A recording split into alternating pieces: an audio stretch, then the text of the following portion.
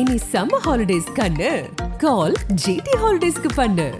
GT holidays, south India's #1 travel brand.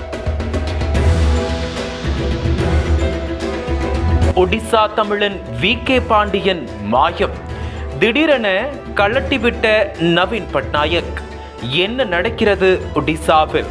சர்ச்சையை கிளப்பிய மாஜி நிர்வாகி. திசை மாறும் ஒடிசா அரசியல் களம். நடந்து முடிந்த நாடாளுமன்ற தேர்தலில் தேசிய ஜனநாயக கூட்டணியில் உள்ள பாஜக வெறும் 240 தொகுதிகளை மட்டுமே கைப்பற்றியிருந்தாலும் கூட்டணி கட்சிகளின் தயவால் பாஜக கூட்டணி 3வது முறையாக ஆட்சியை பிடித்துள்ளது. இந்த மக்களவை தேர்தலோடு ஒடிசா, ஆந்திர பிரதேசம், சிக்கிம், அருணாச்சல பிரதேசம் போன்ற மாநிலங்களில் சட்டமன்ற தேர்தலும் நடைபெற்றது. இதில் சிக்கிம் மற்றும் அருணாச்சல பிரதேச மாநிலத்தில் நடைபெற்ற சட்டமன்ற தேர்தலில் பதிவான வாக்குகள் கடந்த 2ஆம் தேதி எண்ணப்பட்டது. சிக்கிம் மாநிலத்தில் சிக்கிம் கிராந்திகாரி மோர்ச்சா கட்சியும், அருணாச்சல பிரதேசத்தில் பாஜகவும் வெற்றி பெற்றது. இதனையடுத்து ஒடிசா மற்றும் ஆந்திர பிரதேசத்தில் வாக்குகள் எண்ணப்பட்டு தேர்தல் முடிவுகள் வெளியானது. ஒடிசா மாநிலத்தில் ஆட்சியில் இருந்த பிஜு ஜனதாதள கட்சியை வீழ்த்தி முதல் முறையாக பாஜக ஆட்சியை பிடித்துள்ளது. அதே போல ஒடிசாவின் 21 மக்களவை தொகுதிகளில் பிஜு ஜனதாதளத்திற்கு ஒன்று கூட கிடைக்கவில்லை. காங்கிரஸ் கோட்டையாக இருந்த ஒடிசா மாநிலத்தில் 1990ஆம் ஆண்டு வரை காங்கிரஸ் ஆட்சியே நடைபெற்றது. காங்கிரஸ் கட்சியில் முக்கிய பொறுப்பில் இருந்த பிஜு பட்நாயக் அம்மாநிலத்தில் முதல்வராக பணியாற்றி வந்துள்ளார். இதனையடுத்து பிஜு பட்நாயக் ஜனதாதளம் கட்சியில் இணைந்து 1995ஆம் ஆண்டில் முதல்வராக பொறுப்பு வகித்து வந்துள்ளார்.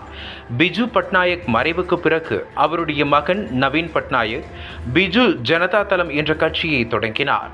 பின்பு கடந்த 2000ஆம் ஆண்டில் நடைபெற்ற சட்டசபை தேர்தலில் நவீன் பட்நாயக் அமோக வெற்றி பெற்று அம்மாநிலத்தின் முதல்வரானார்.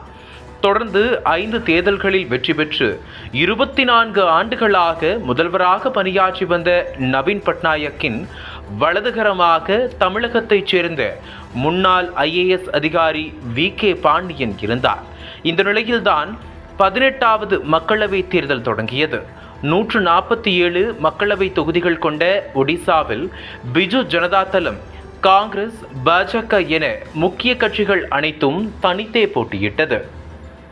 இந்த மாநிலத்தில் நடைபெற்ற தேர்தல் பரப்புரையில் புதிய வியூகமாக நவீன் பட்நாயக்கின் உடல் நலத்தையும் தமிழரான வி.கே. பாண்டியனையும் பாஜக கையில் எடுத்தது. ஆரம்பம் முதலே பிரதமர் மோடி, அமித்ஷா உள்பட பாஜகவினர் ஒரு தமிழரை ஒடிசாவை ஆளவிடலாமா என்று கேள்விகள் கேட்டும் விமர்சனம் செய்தனர். பிரதமர் மோடி பூரி ஜெகநாதர் கோவில் பொக்கிஷ அறையின் சாவி தமிழகத்திற்கு கொண்டு செல்லப்பட்டு விட்டது, ஒடிசாவை ஒரு தமிழன் ஆளலாமா என்றெல்லாம் வி.கே. பாண்டியனை மறைமுகமாக சாடினார். இதற்கு தமிழ்நாட்டில் இருந்து பல எதிர்ப்புகள் கிளம்பியது. பாஜகவினர் செய்த தமிழர் வெறுப்பு அரசியல் ஒரு வகையில் அவர்களுக்கு கை கொடுத்து விட்டது என்றே கூறப்படுகிறது. தொடர்ந்து முதல்வராக இருந்த நவீன் பட்நாயக்கின் 24 ஆண்டுகால அரசியல் சாம்ராஜ்யம் முடிவுக்கு வந்துள்ளது. இதனிடையே தோல்வியுற்ற நவீன் பட்நாயக் அம்மாநில ஆளுநரிடம் தன்னுடைய ராஜினாமா கடிதத்தை ஒப்படைத்திருந்தார். இந்த நிலையில் கடந்த 4ஆம் தேதி தேர்தல் முடிவுகள் வெளியான பிறகு நவீன் பட்நாயக்குடன் நெருக்கமாக இருந்த வி.கே. பாண்டியன் பொதுவெளியில் எவர் கண்களிலும் படவில்லை என செய்திகள் வெளியாகியுள்ளன. ராஜினாமா கடிதம் அளிக்க ஆளுநரிடம் சென்ற முதல்வர் நவீனுடனும் பாண்டியன் செல்லவில்லை. இதனால் வி.கே. பாண்டியன் மாயம் என செய்திகள் வெளிவர தொடங்கியுள்ளன. பிஜு ஜனதாதளம் தோற்றதற்கு பாண்டியனே காரணம் என கட்சியினர் இடையே சர்ச்சைகள் கிளம்பின. இந்த நிலையில் பிஜேடியின் முன்னாள் பிரமுகர் சௌமியா ரஞ்சன் பட்நாயக் கூறுகையில், தனக்கு நெருக்கமான பாண்டியன் மீது தோல்விக்கான புகாரை வைத்துவிட்டு தலைவர் நவீன் ஓடக்கூடாது. இந்த பாண்டியன் என்பவர் யார்? இவர் எப்படி தேர்தல் பிரச்சாரத்திற்காக கட்சி செலவில் ஹெலிகாப்டரில் சுற்றி வந்தார்? இதற்காக அவருக்கு அதிகாரங்கள் அளித்தது தலைவர் நவீன் பட்நாயக் தானா என கேள்விகளை எழுப்பியுள்ளார். இந்த சௌமியா பட்நாயக் பிஜேடியில் இருந்து செப்டம்பர் 2023இல் மக்கள் விரோத நடவடிக்கைகளின் குற்றச்சாட்டின் பேரில் நீக்கப்பட்டார். அதற்கு முன் கட்சியின் துணைத் தலைவர் பதவியில் இருந்தும் நீக்கப்பட்டார். அவர் முன்னாள் முதல்வர் மறைந்த ஜே.பி. நட்டாவின் மருமகன் மற்றும் ஒரு முக்கிய ஒடிசா நாளிதழின் உரிமையாளரும் ஆவார். மதுரையைச் சேர்ந்த வி.கே. பாண்டியன் பஞ்சாப் கேடர் IAS அதிகாரி ஆவார்.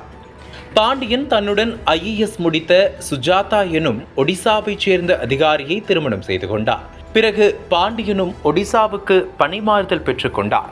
பாண்டியன் தனது பணியின் போது நிர்வாக திறமையால் ஒடிசா மக்களிடம் நற்பெயர் பெற்றார். இதனால் முதல்வர் நவீன் பட்நாயக்கின் நேரடி செயலாளராக நியமிக்கப்பட்ட அவர் முதல்வருக்கு மிகவும் நெருக்கமான அதிகாரியானார். இந்த தேர்தலுக்கு முன்னதாக பாஜகவுடன் கூட்டணி அமைக்க பாண்டியன் முற்பட்டதாக தகவல் வெளியாகின. அதேபோல இவரது ராஜினாமா கடிதத்தை மோடியின் பாஜக அரசு மிக குறைந்த நாட்களிலேயே ஏற்றுக்கொண்டு அவரை பதவி விலக அனுமதித்ததும் குறிப்பிடத்தக்கது. நவீன் பட்நாயக்கின் நம்பிக்கைக்குரிய தளபதியாக அவரது நிழலாக இருந்து வந்த வி.கே. பாண்டியன் மாயமானதாக கூறப்படும் சம்பவம் ஒடிசா அரசியலில் மீண்டும் பரபரப்பை பற்ற வைத்துள்ளது. நக்கீரன் டிவிக்கு சப்ஸ்கிரைப் செய்யுங்கள். உங்கள் ஆதரவே எங்கள் பலம். ஆசிரியர்களுக்கு நண்பனாகவும் மாணவர்களுக்கு ஆசானாகவும் திகழும் தேர்வு வழிகாட்டி. ஒவ்வொரு பாடத்திற்கும் அனுபவமிக்க ஆசிரியர்களின் துல்லியமான தெளிவான விடைகள். CNC இருக்கு, தேர்வு பயம் எதற்கு? இது தீரன் பப்ளிஷிங் ஹவுஸ் விற்பனை வெளியீடு.